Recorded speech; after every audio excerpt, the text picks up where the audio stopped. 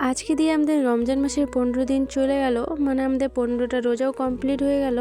দেখতে দেখতে তো অর্ধেক রোজা শেষ। তোমরা কে কে আজকে রোজা ছিলে অবশ্যই বলবে। রোজার অর্ধেক দিন তো চলে গেছে, কিন্তু ব্যস্ততার জন্য বই নিয়ে বসাই হয়নি। তার জন্য আমি জায়নামাজ নিয়ে বই পড়তে বসে পড়েছিলাম। ওখান থেকেই দুপুরবেলার দিকে আমাদের যে মার্শালটা চালু করা ছিল, ওটার পাইপটা হঠাৎ করে অন্য লোকের জমির মাঝখানে খুলে গেছিল। তো পাইপটা খুলে যাওয়ার পরে দেখো জমিটা অর্ধেক ভিজে গেছে আর জমির উপরে সরিষা আছে।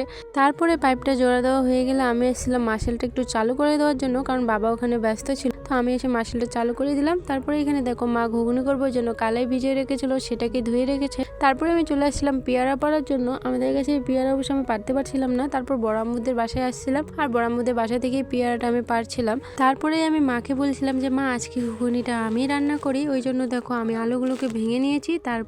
তারপরে পেঁয়াজ, লঙ্কা আর টমেটো কুচি করে নিয়েছিলাম। ওখান থেকে আমি কড়াইয়ে তেল গরম করতে তারপরে আমি যেগুলো কুচি করে রেখেছিলাম সেগুলো একটু লাল লাল করে ভেজে নিয়েছি। আর ওখানে ভাজার পরেই আমি ওগুলোতে আমি আলু আর যে ছোলাটা সিদ্ধ করে রেখেছিলাম সেগুলো লাগিয়ে দিয়ে একদম ভালো করে রান্না করে নিয়েছি। এইদিকে ইফতারের সময় হয়ে যাচ্ছিল, ওই জন্য আমি দাঁতন নিয়ে মাঠের সাইডে আসছিলাম। আর আমাদের মাঠের সাইডে দেখো হারভেস্টার লাগানো হয়েছে ঘাস মারার জন্য। সো আজকে ভিডিও এখান থেকে সবাই ভালো থাকবেন, টাটা।